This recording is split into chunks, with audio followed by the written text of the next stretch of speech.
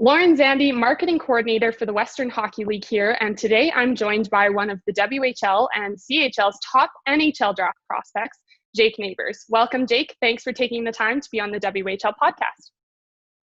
Hey, Lauren, thanks for having me. I'm excited to be here. So I think it's important we take a look at the last two full seasons with the Oil Kings you had to fully comprehend your success in such a short amount of time. In the 2018-19 season, competition in the Eastern Conference was pretty fierce, but Edmonton held strong right through until the Eastern Conference Championships when you came up against the Prince Albert Raiders, who ultimately became the WHL champions that season.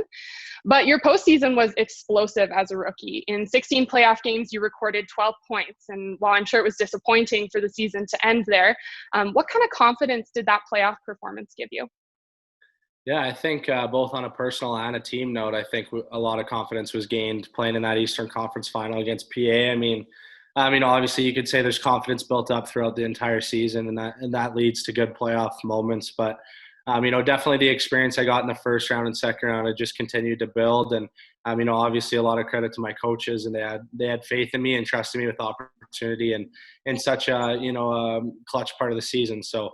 I was super fortunate that way. And then obviously to get to play in those games, score some big goals, things like that is all something that just contributes to confidence as a player, like you said. And, that playoff run was definitely huge going into the next year. Absolutely. And like you said, how did you translate that confidence coming into this past season? Yeah, I think trying to just really look at what I did in the playoffs and how I found success, I think was something I really leaned on. And, I really found the true part of my game that, I wanted to stick to and play to every night in those playoffs. And, I just tried to continue to develop that over the summer and bring it into the next season. So, I was obviously fortunate again with more opportunity coming as a 17-year-old and, with a little bit more confidence and less confusion about your game. Success just, came with hard work. Absolutely. So in 64 regular season games, you tallied 70 points, 23 goals, and 47 assists, finishing in the top 20 of WHL scoring. And you earned Most Improved on your team this year. What was that achievement like? Yeah, it was super cool. Obviously, to win any award is, an honor at any level, I guess. So I was super happy to be named the Most Improved player. And I think it just testifies to a lot of work I've put in. And, I think I've came a long way with my game in terms of, over the years since, even since I was 14 years old. So there's been a lot of development, a lot of hard work put into it. And to get recognized like that was very special. Absolutely. Congratulations again. You also had the opportunity to play in the CHL Kubota Top Prospects Game in Hamilton. Some say your effort there was one of the most influential of the season, solidifying your NHL draft ranking between possibly the first and second round. That must have been a lot of pressure, though, for that game. How did you handle that? Yeah, I think, it was obviously you're playing against the best players in the CHL for that draft here. So, it's a big game and there's a lot of pressure behind it. But, I just tried to treat it like any other game, just to go out and show, the different aspects of my game, the physicality. The 200-foot game was kind of the things I was focusing on. Is obviously there's some pretty high offensive players in that game. And, I tried to show in other ways maybe specifically in that game. But, I played – with Byfield and Dawson Mercer, two, highly touted prospects for this upcoming draft. And, we were line matched against Lafreniere. So, I kind of had to show up that game and really prove that, I could play at that level. And I thought I did a good job. And you mentioned you were playing against some of those other CHL top draft prospects, but you also got to play with guys that you grew up skating with as well. What was that experience like? Yeah, it was super cool. Obviously, to get to play with guys like Ozzy Weisblatt and against guys like Kane Gooley and Ridley Gregg, just to name a couple Alberta boys, I've grown up playing against or with, was super cool. And I think, at that high of a level to be there with your buddies that you've been playing with for, quite a while is something pretty special. And I'm glad I got to share it with them. And after the Top Prospects game prior to the season cancellation, you and the Oil Kings were trending in a very positive direction. What was the mindset there? Yeah, I think, as the season went on, we just continued to gain confidence in ourselves and really realize the identity of our trending upwards. So, we were really excited about where we were going as a team into the playoffs and into the last stretch of the season there. And I think confidence was a big thing for us and, really realizing how strong of a team we can be and playing like that every night. And similar to last year, the Oil Kings would have most likely made a really good run into the 2020 playoffs, but obviously the world had other plans with the pandemic. While it was disappointing for all of our players and staff, it must have been tough on you to have this happen during your first season of NHL draft eligibility. How did you overcome that and get through that? Yeah, I think, it's obviously tough to get, short-ended there at the end of the season and even cut the playoffs off because, for me, I feel like that's the type of game I thrive in, is a playoff type atmosphere. So, Yeah. Obviously it was difficult, but I think, I was satisfied with, with my season. I thought I performed well for the most part and, showed well my capabilities. And, I was super happy with what I did, but obviously, yeah, it's super frustrating that I don't get to, get that extra, 20 games or whatever it was to show my skill and really see how I can perform in a playoff atmosphere. But, at the same time, like I said, I think I did well and I'm happy with what I did. And now it's just the waiting game. Yeah, exactly.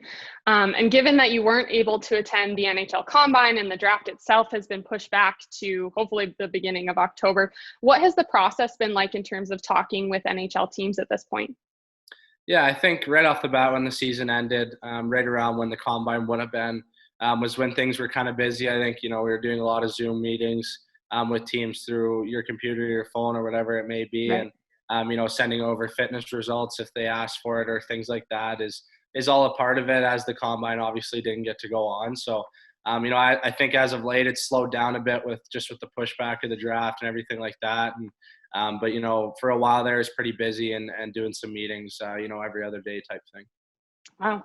And now that the NHL draft lottery is set and playoffs are in motion, I'm sure you're watching the games to see how things could finish out and where you could land. But what do you think about this summer hockey and how the NHL has handled the pandemic? Yeah, I think obviously they've done a great job for them to get the playoffs up and running again. For just at that is an amazing accomplishment. And I think, the hockey's been super fun to watch. I haven't missed very many games if I can't. So, it's been fun to get to sit down in the summer with your buddies from your hometown and watch some hockey, which is something, usually you don't get to do. So it's been exciting. The hockey's been good and I'm happy it's back on. Awesome. And you've also been working on a few projects over the summer. Can you tell me a little bit about that? Yeah, the Kubota victory garden I got going on is, going pretty good right now. Got some plants sprouting in my little planter's box out there. So, Yeah. It's been fun watering plants every day. It just gives you something to do. So it's not too terrible. And then, yeah, like you said, I think people are looking for things to do. So what are you doing for fun right now, aside from planting and training, I'm sure? Yeah, I think me and my buddies like to play a lot of spike ball, if we can get out in the sun and, try and get a tan or something like that. But, we like to try and stay active, whether that's being a hike or going swimming or something like that. So, I think me and my buddies are, outdoorsy people. So that usually tends to be the thing we lean towards. Awesome. That sounds like a good time. And with the WHL's announcement to start play, hopefully in early December, how are you going to stay prepared for that? It's still quite a bit away.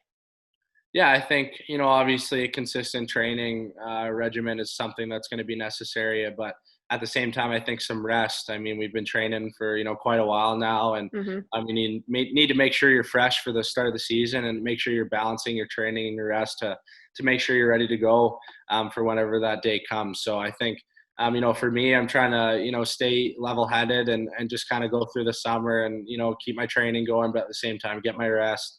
And stay fresh and stay ready for that start date in December. And right now we're still planning for a 68-game season, hopefully. So what do you expect from yourself and from your team when you're allowed to get back at it? Yeah, I think for myself, I'm going to continue to work hard and try to become a more effective player in the WHL. And, at the end of the day, that's my goal. And I want to be a driving force for my team to ultimately make a playoff run this year again. So, I think what you can expect from my team is we're going to try and hit the ground running as soon as the season starts, as I'm sure every other team will. So it'll be an exciting time. And myself and the Oil Kings are very excited for it. Awesome. Well, thank you so much for joining me on the WHL podcast, Jake. We look forward to hearing your name called by an NHL team in the next few months and wish you all the best when our 2020-21 season gets underway. Thank you, Lauren. Thanks for having me.